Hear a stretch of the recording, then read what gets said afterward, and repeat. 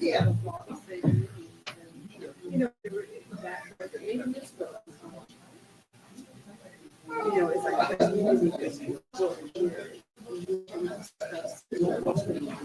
It's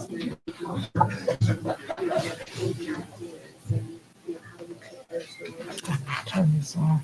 Yeah, that's much better.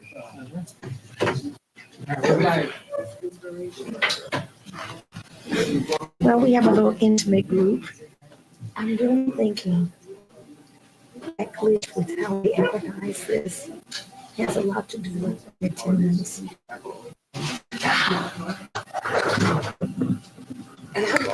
I wanted to put it on my social media, but it was all about writing workshop. Yeah. And I should have.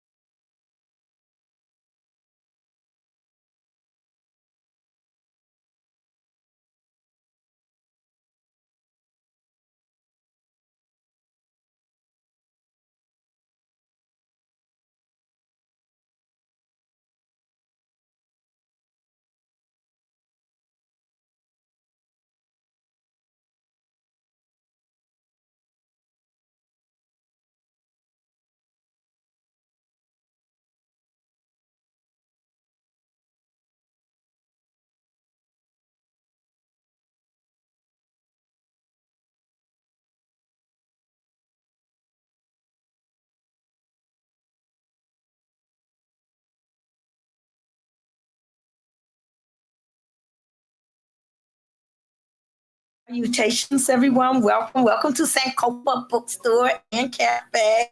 All right. I am just so very honored and thrilled. It is my absolute honor and a privilege to introduce to you tonight a literary icon, a storytelling powerhouse, a woman whose words have moved mountains, the one and only Marita Golden. Hey, yeah. Marita has spent over 2 decades absolutely shaping the literary landscape, not only through her breathtaking novels and memoirs, but also through her tireless dedication to lifting up and cultivating Black writers.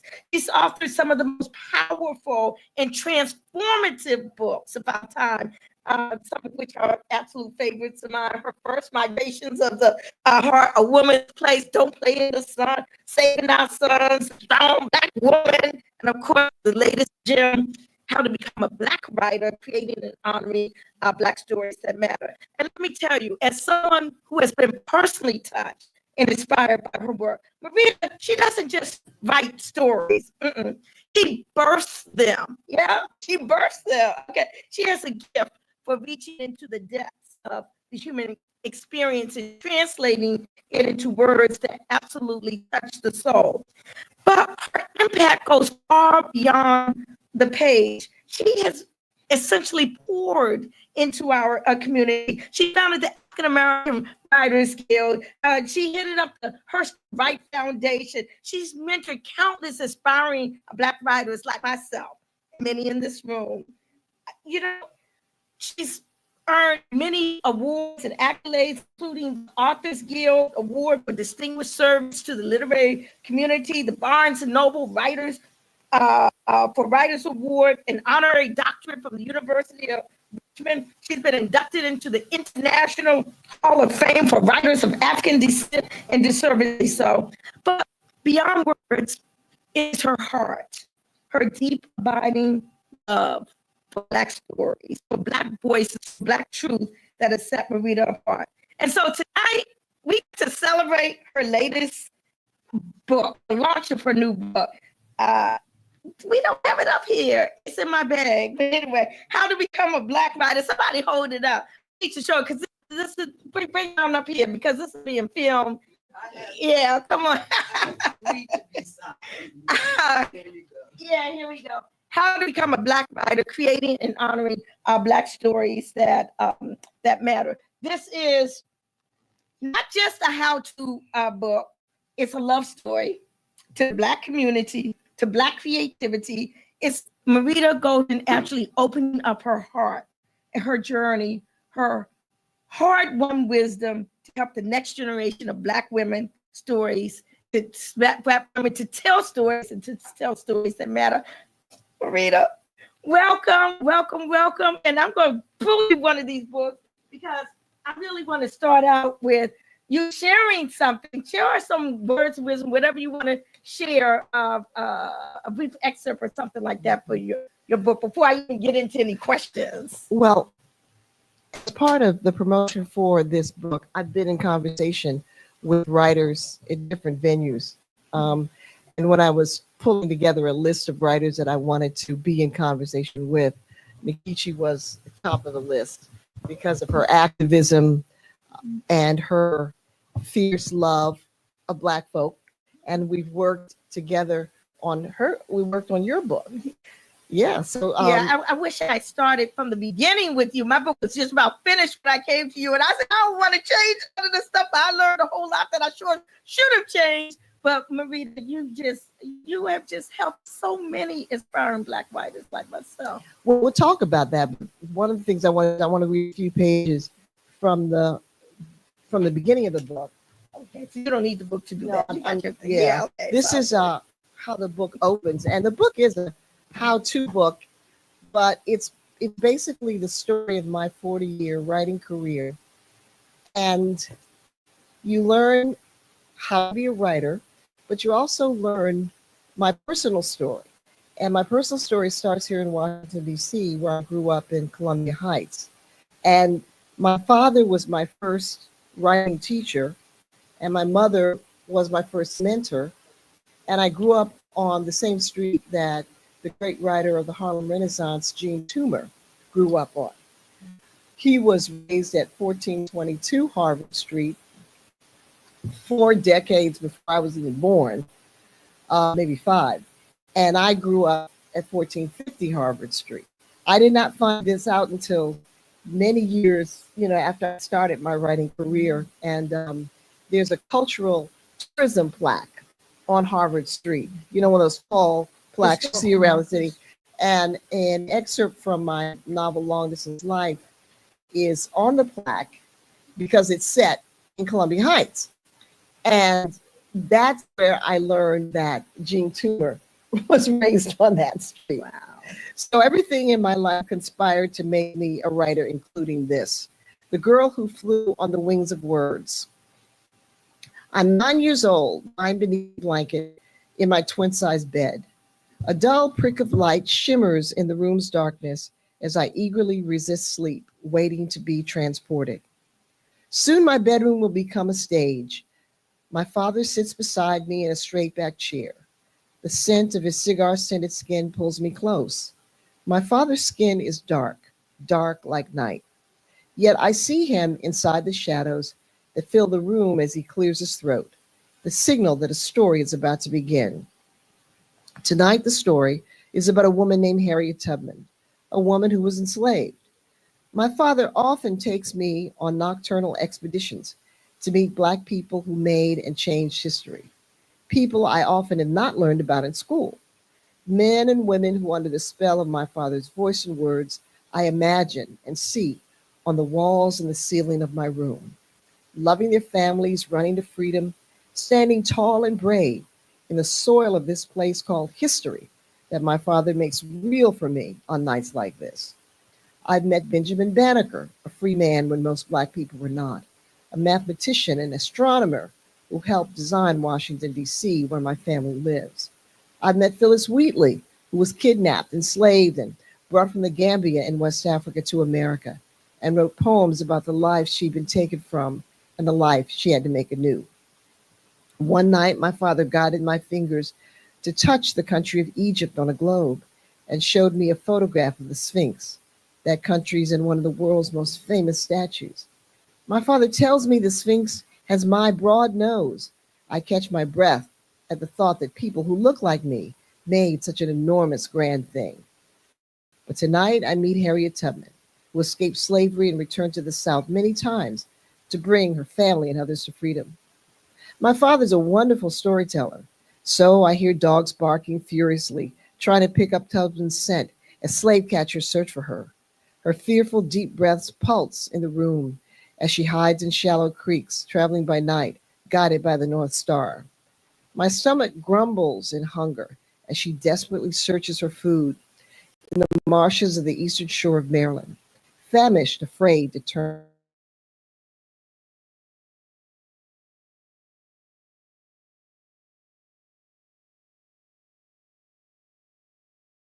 My father tells me that the Sphinx is the greatest statue in the world. It stands tall and majestic, standing between the ocean and the sky. It stands between the ocean and the sky. It stands between the ocean and the sky. It stands between the ocean and the sky. It stands between the ocean and the sky. My father tells me that the Sphinx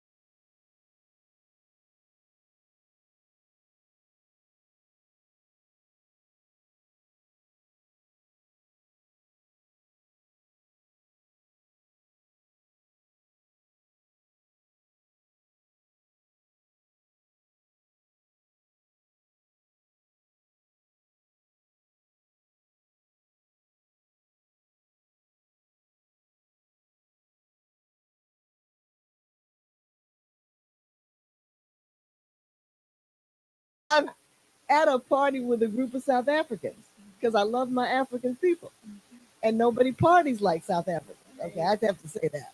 And I'm dancing with Hugh Masekela Ooh. to the ghetto. Okay, so that time in New York, interviewing Toni Morrison, writing in the early years for Essence, and I think that those were all turning points. You know, the decision to go to Columbia, be in New York City, go to a bookstore and ask a famous writer to read my work. Um, when you're thinking about being a writer, so that when you read the book, even though I'm talking about myself personally, you get the lesson of what you need to do as a writer.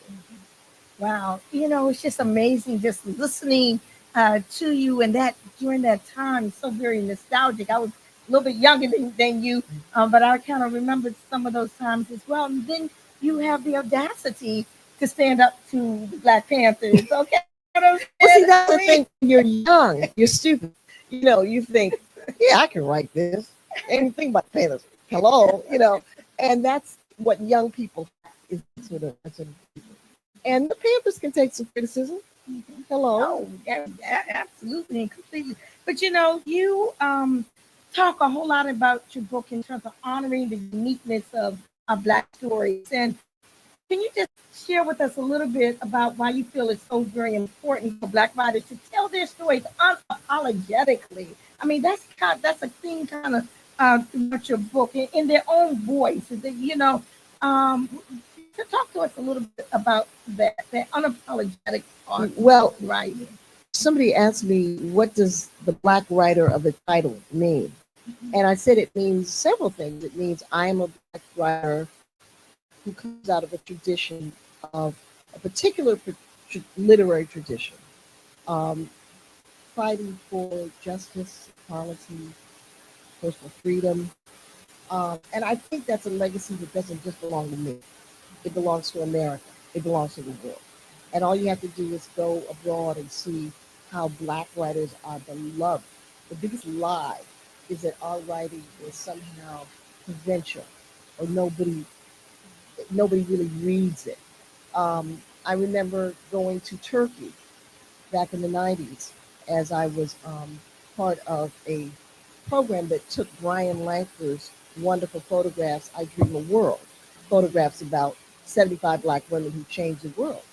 And they wanted an African American writer to accompany that. And so I was in Turkey and I lectured at a university that many of the faculty in Turkey studied American studies. So they had come to the United States and done work at HBCUs. While at HBCUs, they had discovered Zora Neale Hurston. And this is before Zora's books were widely. They Xeroxed copies of Zora's book and took them back to Turkey and would share excerpts with their students. So when I was talking about Hurston, they loved her. And they loved her because many of the students in Istanbul, the capital, the major city there, had come from small villages to the big city. And in Hurston's love of the village, the small town, the ordinary people, they saw themselves. And so Black writers are universal. Black writers are always speaking to everybody. And I love it when I talk about Harry Belafonte, white people are before he died. He has a lot to do. I always remember white people brought him up to me. I love the King Morrison, just like I think he done this beautiful film, piece of me, I think it's called She's And so one of the things that actually me as a Black woman, as a Black person, I wanted to have a nice word about my experience. Well, great to you. And I know your mother, you spoke a little bit about this, had a deep impact, consistently telling you that you're going to be a writer. You're going to be a writer. She saw that in you as a child. And I don't know how much of it was her drumming in it to you, how much of it was you going out in the world and seeing your own and moving, upon that. But you spoke about your father, your mother's health. Was this a little bit more about the impact that mom had with respect to, and she didn't live to see Neither of them. everything. Neither of them did. Yeah. Yeah. So that my mother, as I said, was my mentor. My father was my writing teacher, and my mother would brag about my grades. She would brag about my writing, which was wonderful. Okay, but I have to tell a story about my mother that will sound negative, but it's very powerful. My mother, yes, told me one day you're going to write a book.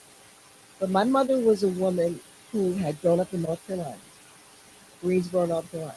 And like a lot of black people, she was colorist. She was deeply colorist. And my mother was crazy colorist. I mean, her first husband was biracial. My father was the color of my pants. And she said to me one day, you're going to have to get a light-skinned husband for the sake of your children. Now, I knew what that meant. Now, of course, that wounded me. But as I wrote my book, Don't Play in the Sun, One Woman's Journey Through the Color Complex when I was 15, and I really got deep into analyzing and writing and thinking about the way that colorism has affected negatively dark-skinned people, light-skinned people, people all over the world, I understood that my mother looked at the world like it was a math equation. And she could tell a really dark man and a light skinned woman, or you colored woman and a light skinned man, will produce a child who will have privileges that you don't have. And that was a world that she lived in and that we still live in. Yes. And so, but the amazing thing was that that same mother who told me that, because she told me that I was going to be a writer one day, that gave me the confidence and the power to write a book that could interrogate why she said that and forgive her. So that when we think about the things that our parents or anybody says to us, what are we going to focus on? And what I focus on is not that she said, you're going to have to marry Liza, but that she told me I would be a writer. And I don't even think my mother knew how powerful that was to say to me, you're going to be a writer. And my mother was not a person who was reading all the time, but she had seen something in me. She saw me before I saw myself. She knew me before I knew myself. And that's the greatest thing she gave me. So I'm really glad that you put pen to paper and talked about that issue of colorism. And I'm just curious, those same things that we grew up with, I remember that phrase quite often, don't play out in the sun too long, and a whole lot of other phrases, you know, as well. Um, these internal biases, how much of that do you think we still maintain today? But not just that, also in your book, Saving Our Sons, when you talk about police violence and, you know, raising a young black boys, and I forgot exactly when you wrote that, but in the 90s. In the 90s, where we are now, in after the turn of the century, are we still have some of these issues, those issues with police violence, these issues with colorism and the like today? Oh, yeah, sure. Things change. Sure. No, and the thing that my mother, this was the crazy thing. And you asked me, why did I become a writer? Well, I was genetically predisposed to write. I know that now. I came into the world with a certain attitude about the world, curious, wanting to know every damn thing, wanting to read every damn thing. And when I looked at the world, because it wasn't just that my mother was colorist, everybody was colorist. And when I realized about 9 or 10 that there wasn't a whole lot of love out there for me as a brown skinned girl, and I remember this just like it happened yesterday, I made up in my mind at 10 years old, okay, I'm gonna be the baddest little brown girl the world ever saw. And so the successful people take those kinds of obstacles and turn them around. Mhm. And that's essentially what I did. And I did that very early. Mhm. So it's interesting. You did that early. You probably did that even before the Black Power movement, the Black is Beautiful movement, but that made it easier. I mean, Yeah, and remember now, I yeah, had this father who was yeah, very Black and yeah, very proud. My mother was colorist. My father was not. My yeah. father was coming from a whole different place. And so, but it was a great childhood. I had wonderful parents. Mhm. And Mhm. and they died. My mother died when I was 21 and my father died when I was 23. Yeah. And so I spent much of my writing career writing to them, Mhm. um, loving them through Mhm. my work Mhm. and my writing and trying to honor them. So, in your book, you also talk about some of the ups and downs of your writing career. Can you share with us what one of the most challenging moments of your writing career, I mean, and how you found the strength to keep on writing? well, there were several. I mean, well, I'll start on a good note. I with Clyde McIlvaine, I Yes. started the Hurston Wright Foundation, and that's also in my DNA. I'm a community builder. I'm always starting something. I mean, two women or two wonderful writers are in the second row. We're part of a group of writers, so I'm always starting a support group. And Hurston Wright Foundation celebrates 35 years this year. Wow. And because I remember I remember his predecessor, African American Writers Yeah. Guild, before that. Yeah. Been so long distance runner, Marita. so I've always been doing that. And I was a practicing writer, a teacher, doing the foundation. I was a mother, I was a wife, doing all of this. And I was writing a lot. I was writing a lot of books. And about 5 years after the publication of my second novel, Long Distance Life, I got a rave review in the Washington Post. The kind of review that people would say they sacrificed their first child for, that kind of review. Never had one of those. Not even close. But congratulations to you. Well, I haven't finished the story yet. So then, about 5 or 6 years later, in the same pages, but from a different reviewer, my next novel, And Do Remember Me, got the kind of review that my friends asked me, what did that woman, why did that woman hate you? Why did she hate you? Why did she write such a bad review? And I had to wrestle with rejection, rejection of a body of work that I'd spent a lot of time on. And I had to think hard about why I was writing. Was I writing for reviews? Was I writing only so people would love me? Well, that's part of it, but that's not the essential essence.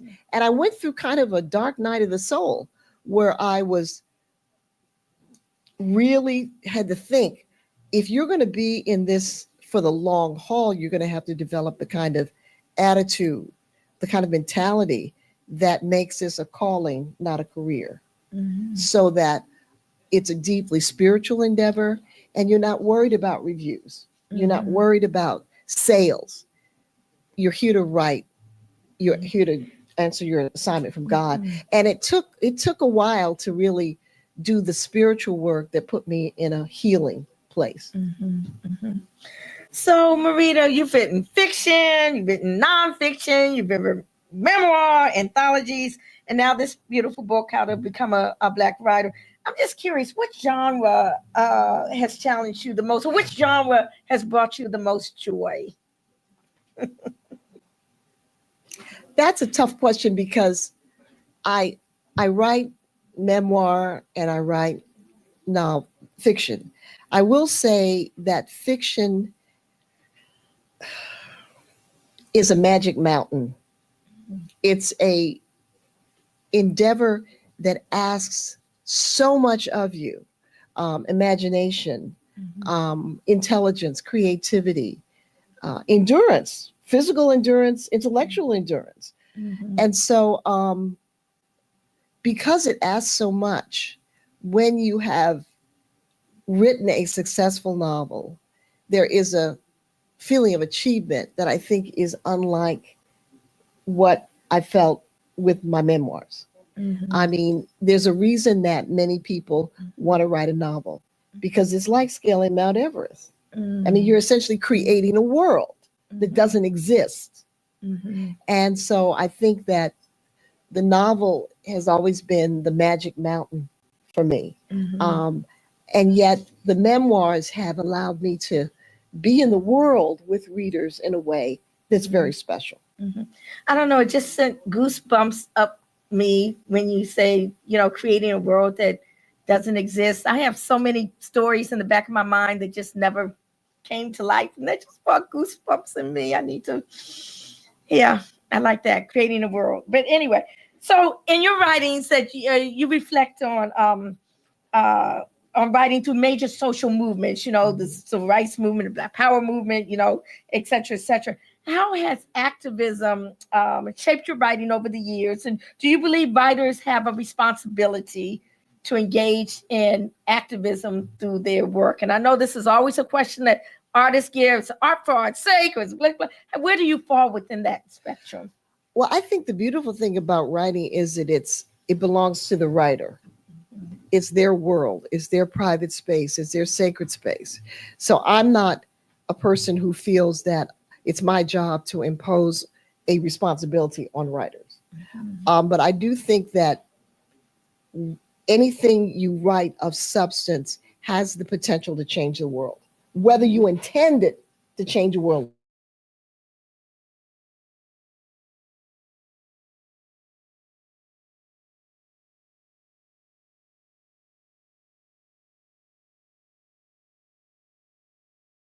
the world. And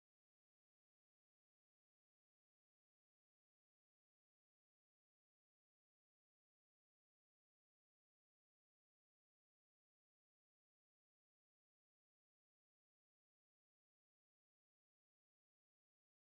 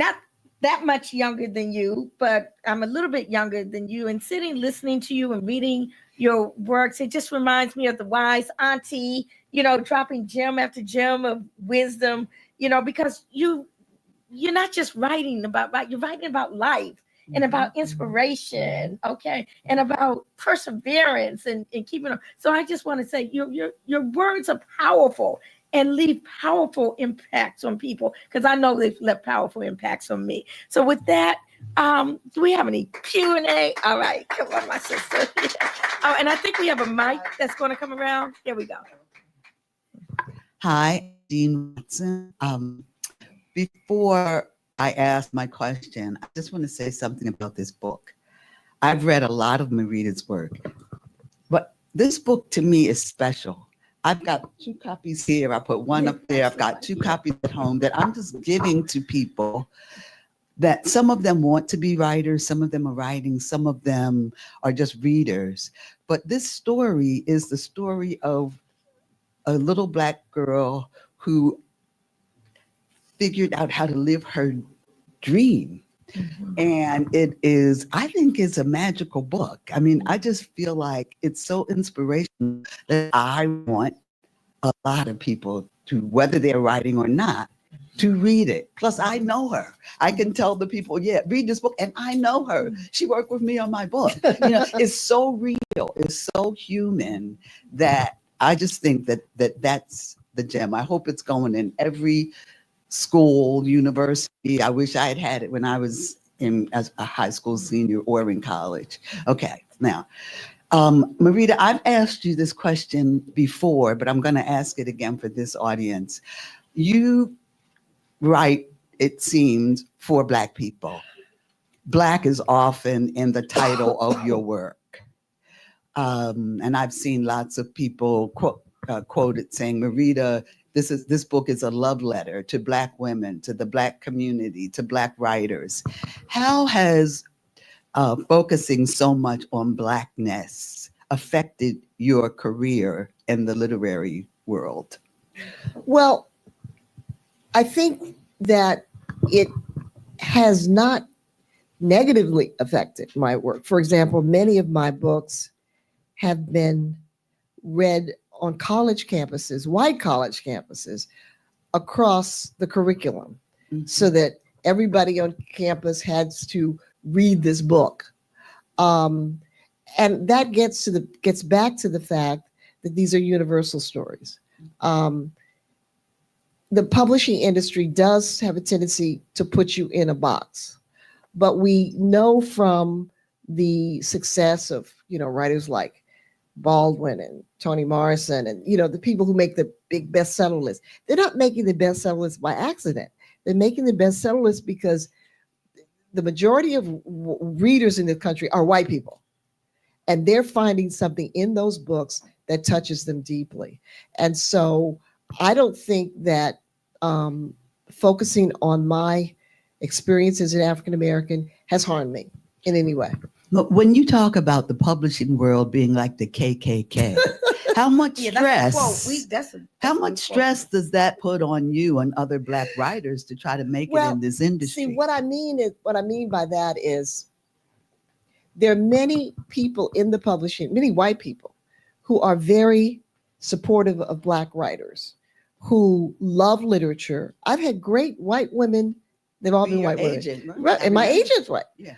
But in the final analysis, despite being comprised of white liberal people, mostly women, who love literature and who love Black literature and who understand that Black literature is an important commodity in the culture that they want to publish. Okay. Despite that, when it comes to creating publishing institutions where people of color can have equal authority and decision-making power, they fail. They fail. And so it's a weird dichotomy. An industry full of liberal white people who love Black literature, love Black writers. It's just that when it comes to having a Black person at the head of that company, that's where it stops. And so it's all, and to talk to Black women who've come out of the industry deeply traumatized. That's a racist industry. Thank you. Yeah, my question is connected to Dean's. I felt strongly your statement that the industry is like the KKK in a lot of ways. So, what I'm wondering for new Black writers, it's so important to find an audience. So, how have you managed to find your audience over, more than 20 books, more than 30 years of publishing in an industry that, has some advocates, Mhm. but doesn't really get, how important our stories are, Mhm. how much they matter. Well, I kept writing. They couldn't stop me. So I just kept writing so that when in the 90s, when the drug wars was going on, I wrote Saving Our Sons, raising the Black child, against the backdrop of that. And I would read in bookstores and white women would come up to me and say, I'm scared for my child too. You think this is just a story about your Black son? I live in the suburbs. I'm scared for my kid too. So that every time I would write this Black story, white people could read it. And I just kept writing. I kept writing books that I wanted to read. So that when I wrote Wild Women Don't Wear No Blues, Black Women Writers on Love, Men, and Sex, which is my biggest seller because of the word sex, that was responding to a need to see a book in the bookstore that talked about relationships, Black male and female relationships. So I was very authentic. I just said, what do I want to read? What's not being written? And I was fortunate to be at a company where the editors would say, okay, we'll publish this. We'll publish this. But they just couldn't stop me. I just kept writing. Somebody was going to publish me. So let me do a follow-up and ask, in this age of DEI and banning books and taking stuff out of schools and all the stuff, I mean, do you find, and I'm talking about stuff right now, just within the past month or so, a couple of months. The past 24 hours. Right. Do you see that having an impact? Oh, yes. It's going. We're We're in the middle of the second Reconstruction. What happened after Reconstruction was that a period in American history that had been a flowering of democracy, where Black people had been brilliant, courageous, protectors of democracy and extending democracy to women and poor whites.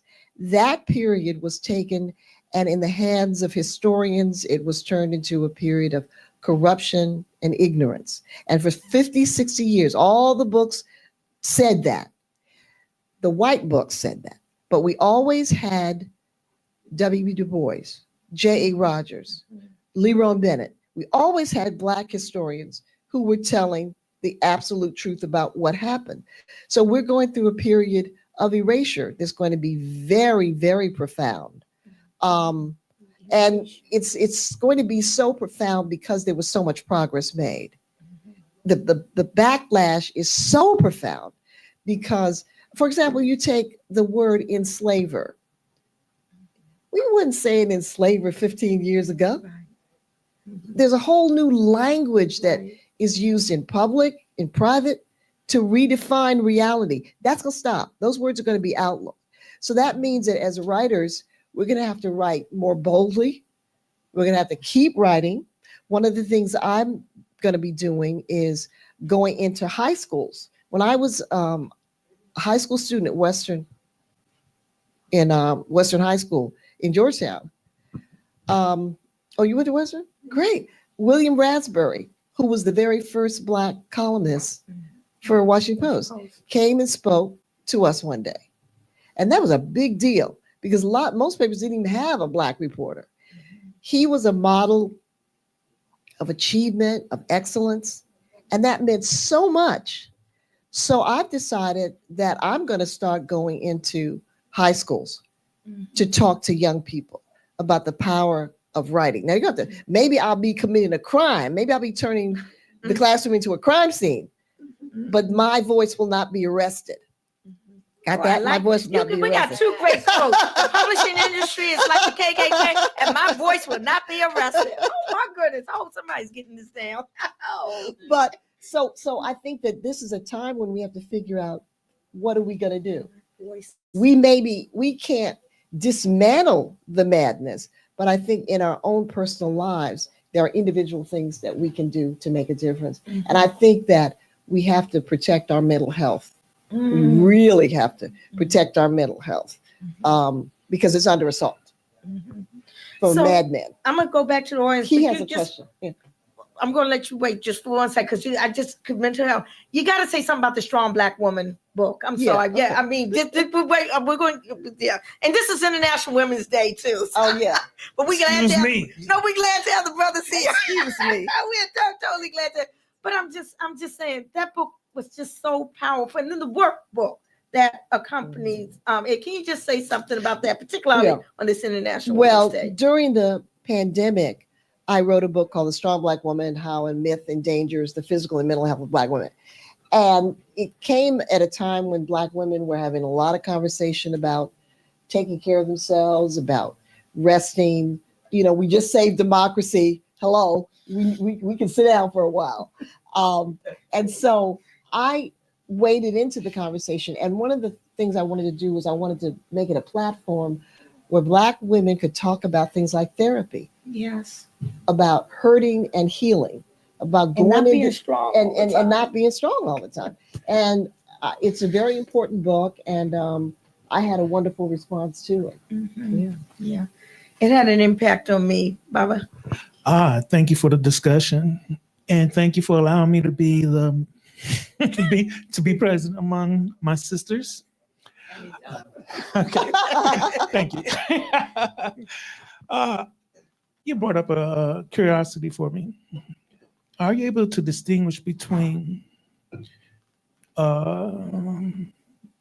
your right, well, not yours, but the right of the Daffy Duck and African American? I say that again. I'm referring to Donald Trump. Oh, I missed that one too. Okay. Yeah, but Donald, well, anyway, what I'm trying to say is, are you able to distinguish the writing between a white person, a Caucasian person, and an African American person? And what is it that you Am look I able for? to distinguish the The writing writings between? A Caucasian and a African You mean American if I person? didn't know that? If you did not know, what make our writing so unique and identifiable?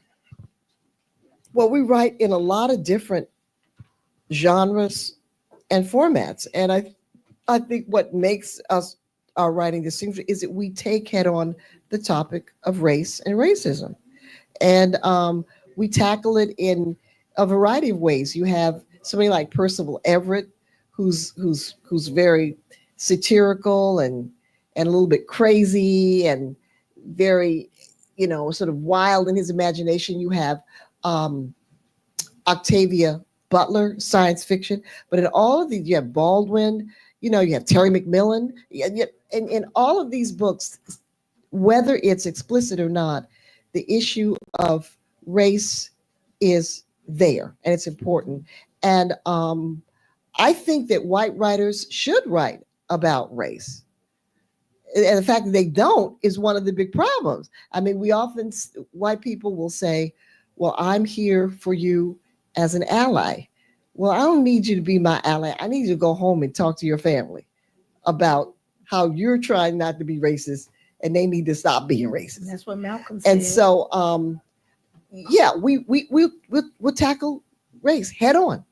And there's an audience to read that, but the audience to actually change that is different. Like before I came here today, I Googled, for example, why do white people hate the federal government so much?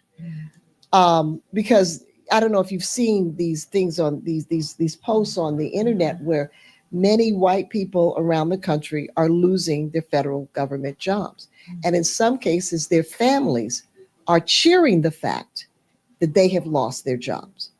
Now, the reason that white people hate the federal government is because while the federal government imposed segregation, like this, it is the federal government that dismantled segregation. The Supreme Court, Brown versus Board of Education.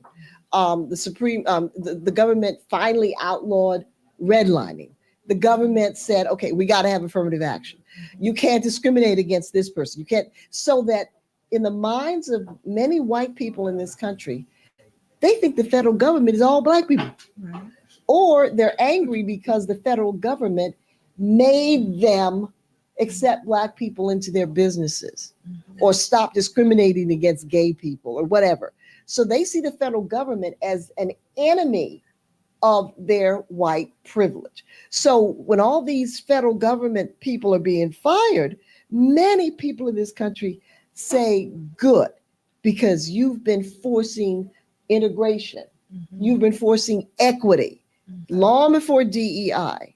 So this is a country that's got some real problems. And I think that this is a dangerous, treacherous time. What happens if a person who shall not be named says, I'm running for another term and stop me? Stop me. They're already working on when I've got my private army and I've got the Pentagon. And you've seen how at the Department of Defense, they are shredding photographs of black people and women. Anything with the word gay is being marked to be put aside in a box in the storage room. The Enola Gay, Right. that job, that's been marked to go away. A man was in a picture, his last name was Gay. They took that out. A black woman was standing in front of the airplane because she was in the Air Force. That had to go. This is 1984. This is George Orwell. Right. And also, I just started re-binging The Handmaid's Tale. I don't know if anybody's seen that, but the thing about that is that these changes in society were happening and had been happening, but people weren't seeing the signs And until it was too Margaret late. Atwood said everything in that book Came from enslavement. Exactly. It happened somewhere. Yes, exactly. A lot of it was based on the enslavement era, in this country. And actually, enough, even going back further, the reason why these quote unquote white supremacists hate the federal government, because it was the federal government that passed the 13th Amendment, 14th Amendment, 15th Amendment, where they wanted states' rights for the states to be able to enslave us. Right. You know what I mean? So this is vicious. Okay, we need to wake up. And there's a hand in the back, my brother. Come on up here. Oh, it's someone can bring the microphone. I just wanted to comment on this discussion about what other people do versus what we supposed to be doing. I don't fear anything Trump or any of these people do, because they can't do nothing unless everybody acquiesces to it. And we spend way too much time hypothesizing what we think they would try to do or could do. And we spend hardly no time talking about what we're going to do to them. I'm from the old school that says, before I be a slave, you be dead in your grave. Right. And it really disturbs me that we've lost the militancy that came out of the 60s and 70s. And we just so automatically comply and submit to hypothetical actions. They haven't done anything. I don't know about you got the mayor of this city saying she's gonna take down Black Lives Matters because of a hypothetical. And not talk about what we could do. We could shut DC down in a heartbeat and say, okay, you want to do this to us? Well, this is what we're going to do to you. And we've lost that spirit. We've lost that spirit. We always talk about what we think the oppressor can do, and we hardly ever talk about what we could do to the oppressor.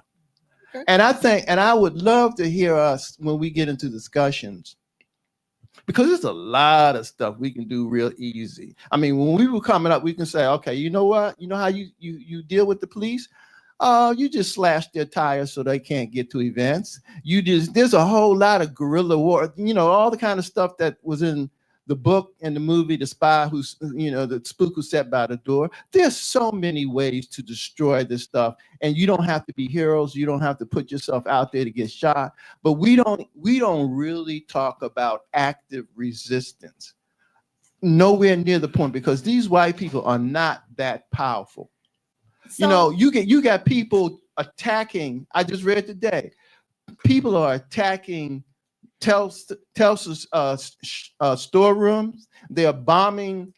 I just saw a story. They threw Molotov cocktails at stores and stuff. yeah, but my brother, let me just say this, if I may, because in my humble opinion, let me just say, there's a time and a place for everything.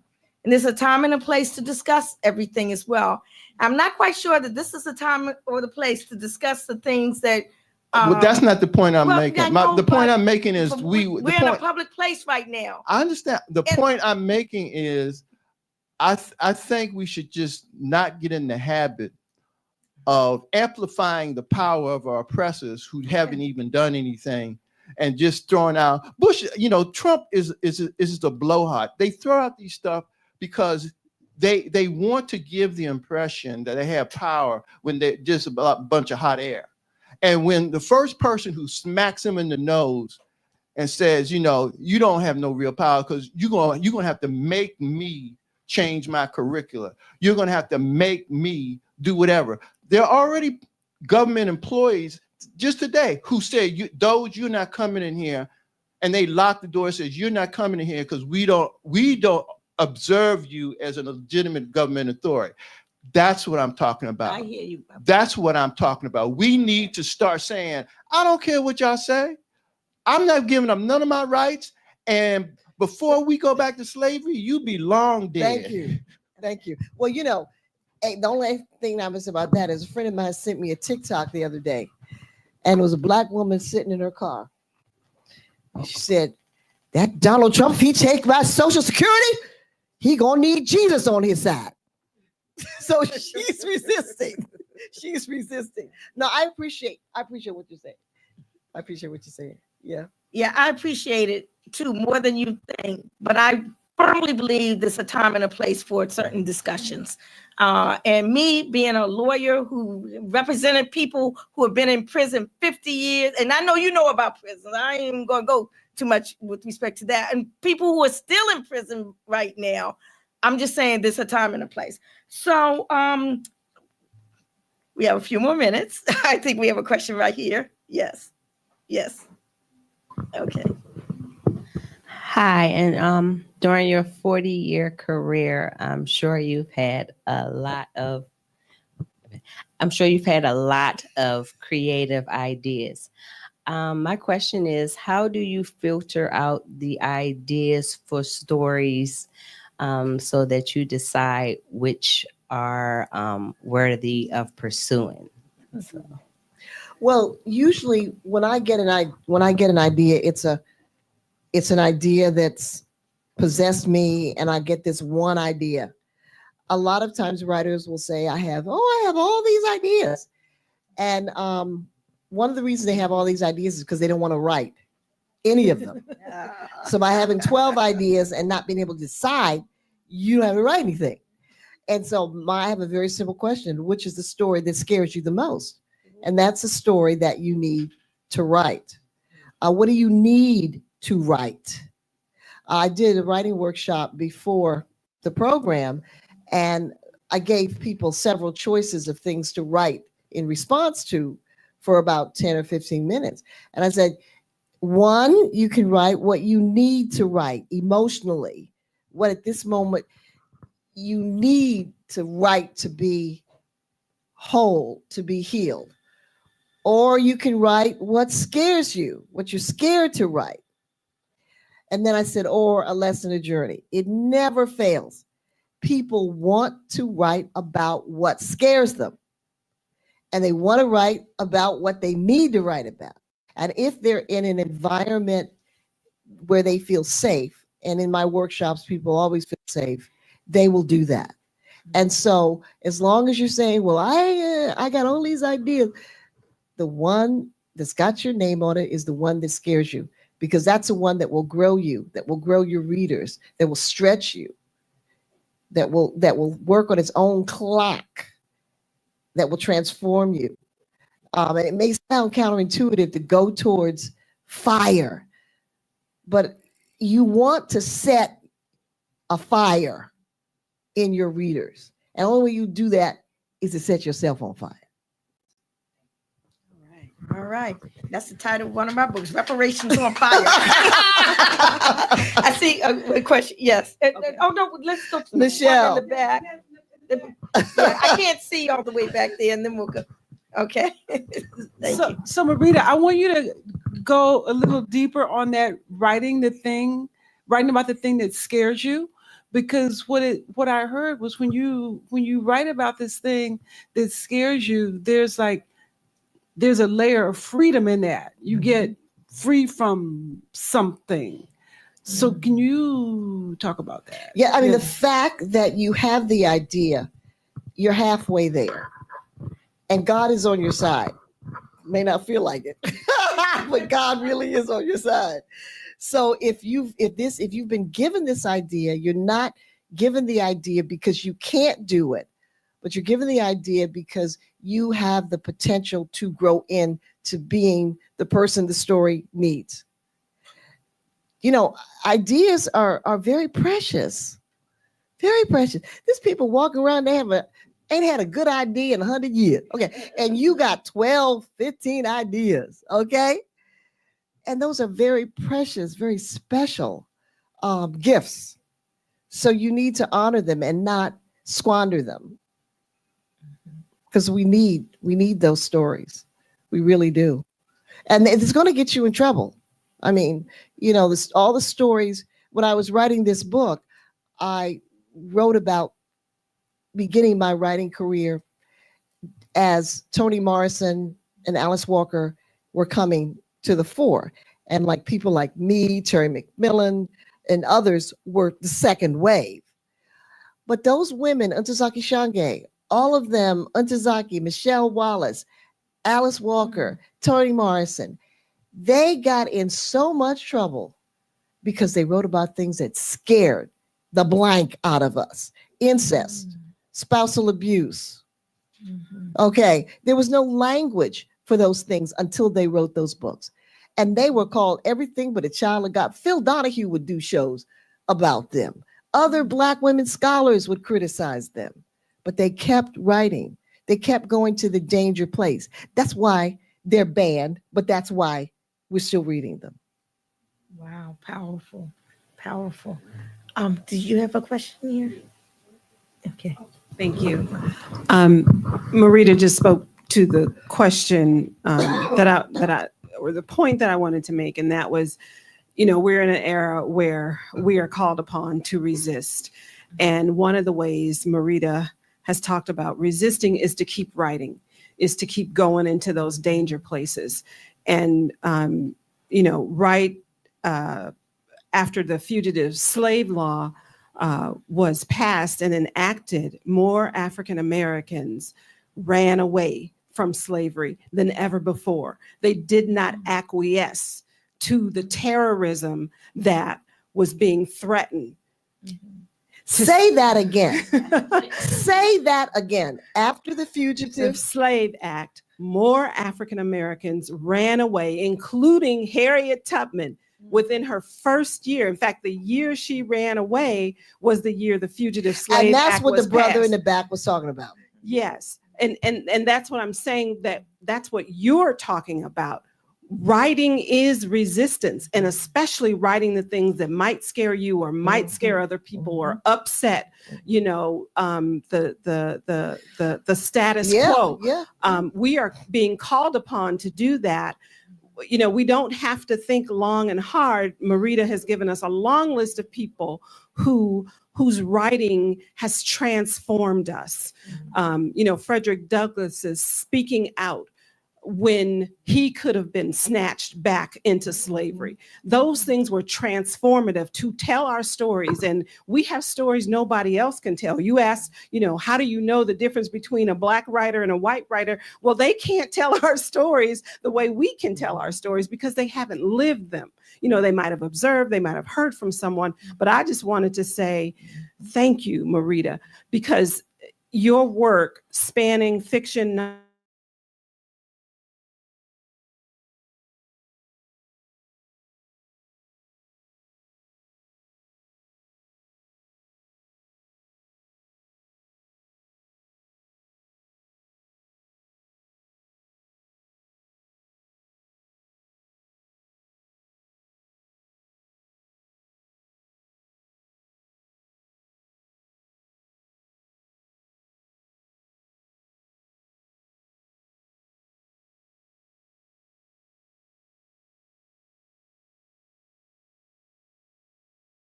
for I can say that as someone who has been a student of hers, and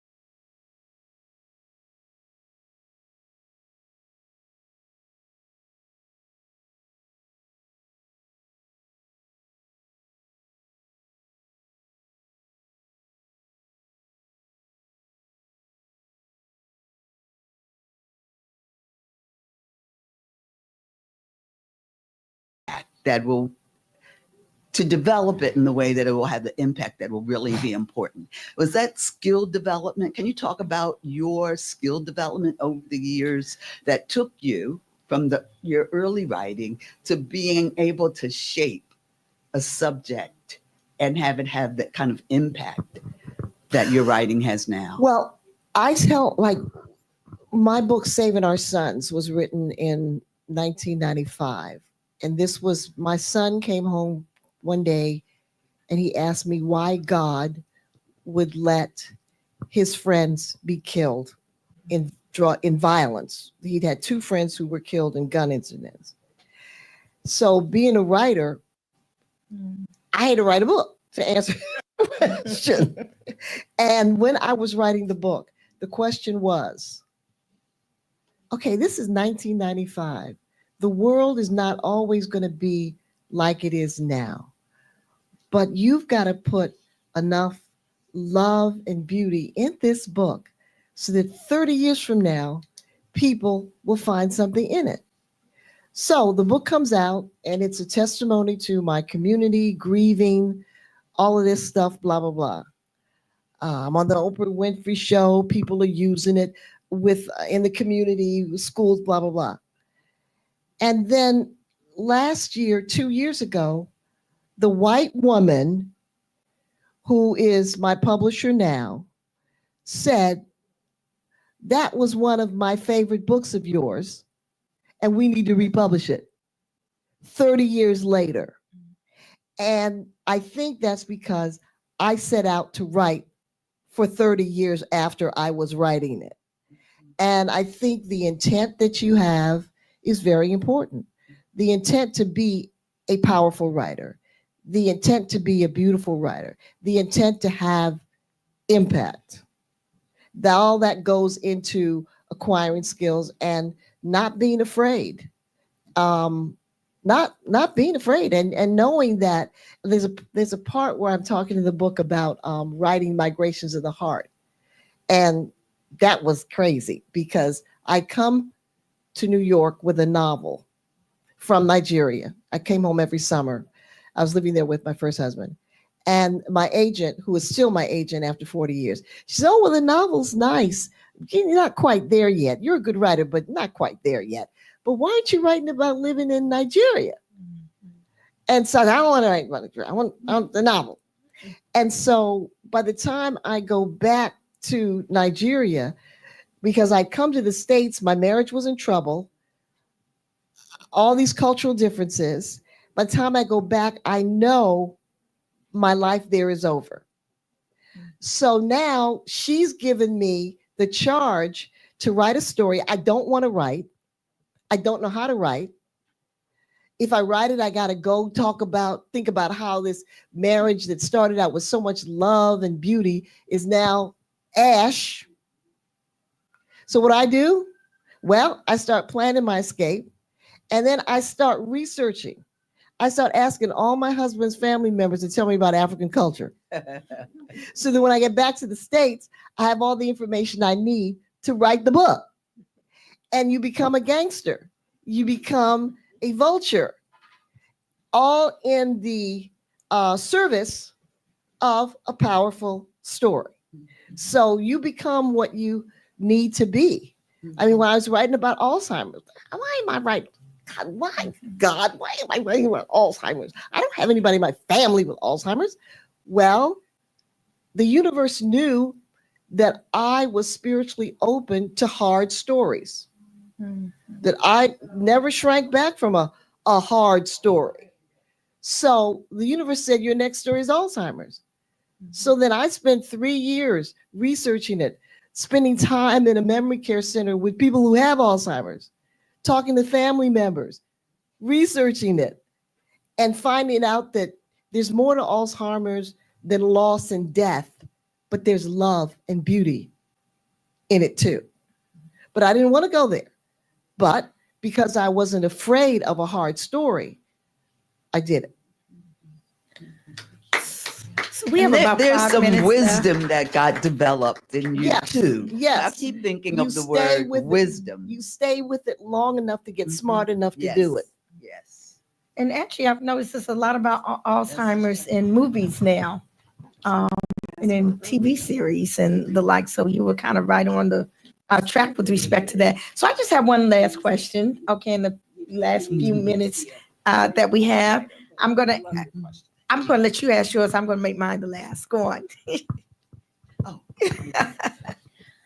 Hi, can you share with us any predictions or your thoughts on AI's effect on the market of Black literature? Okay. Well, That's a big one. I want to hear the answer to I've that. been Too. kind of ignoring, AI. I think AI is going to have a very powerful. You mean in terms of its impact on writing? Yeah, it's going to have a very powerful negative effect, and it's actually going to have a powerful positive effect. It's going to free up some mundane things that writers don't need to do, so they can do other creative things. So I think it's going to have a very negative effect in creativity in some ways, but it will also open up opportunities for writers in ways that we can't even imagine now.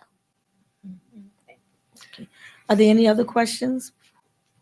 Okay, so Marita, that's my last question. So in your books, you mentioned the importance of writing for legacy. Okay. What is it that you want your literary legacy to be? What do you hope how to become a Black writer will inspire in future generations?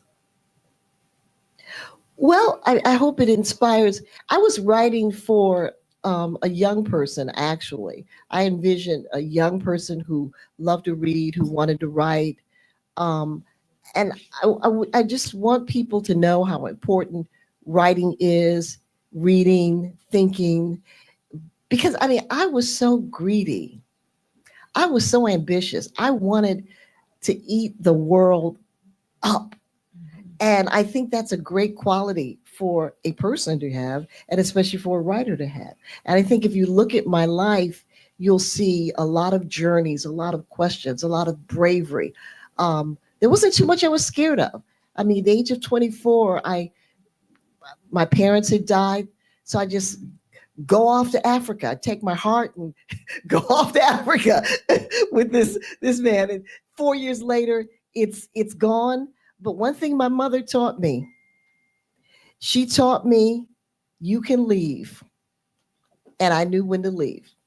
So I think that my life is an example of courage and joy.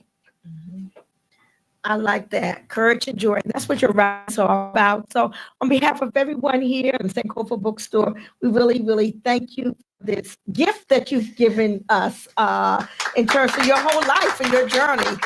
Marita Golden, the brilliant Marita Golden. Thank you.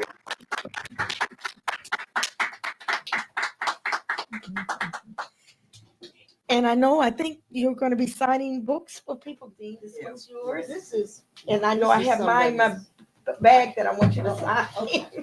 So we have plenty of copies at the front as well. Are there plenty of copies at the front? So Where are you going to be signing? Marita? oh, Here here. or- right here. So if you buy it with me, then you can take it up here and just sign. So I give you yours, Elise. Yeah, those are Here, mine the is- ones he bought. Let me get my pen. Okay.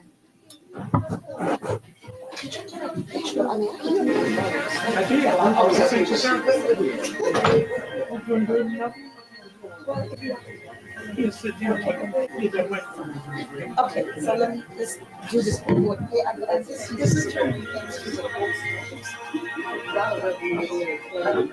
Oh, yeah. Oh, actually, there's one more thing I wanted to say, if I can just say this.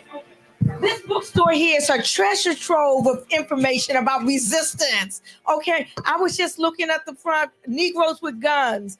What? Oh my God, what was this? I don't know where. I've just read. No. And I'm embarrassed because I just read his new book. What's Robert F. Williams. Well, he and his wife are both passed, but they left their memoir. And their memoir, Sankofa, be looking for it. It's about to come out. The memoirs of Robert F. Williams and Mabel Williams. So that should become, I'm just saying, this is the blueprint of their life. The folk who stood up against a Klan in Monroe, North Carolina in 1960s. There's a documentary, right? Let me sign those. Remember, so I'm just saying, Asada is here all over the place. Huey is here. So this blueprints here. We just don't want to always, in my humble opinion, as a lawyer, talk about things in a public, open forum. That's all I want to say about that. Okay, let's go. That, yeah.